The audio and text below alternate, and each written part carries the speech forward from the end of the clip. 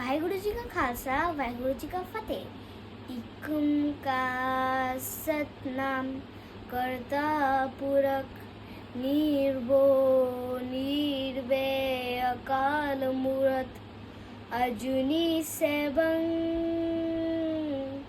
गुरु प्रसाद जप आद सच जुगाड़ सच है भी सच नानक हो से भी सच।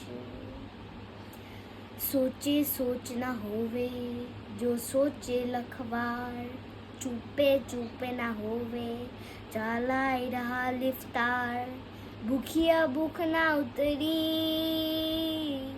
जे बनना पुरिया पार सैसिया लख होवे ताइक ना चले ना किव सचियारा होइए किव कूरे टूटे पाल हुकुम न जाए चलना नानक लिखिया ना।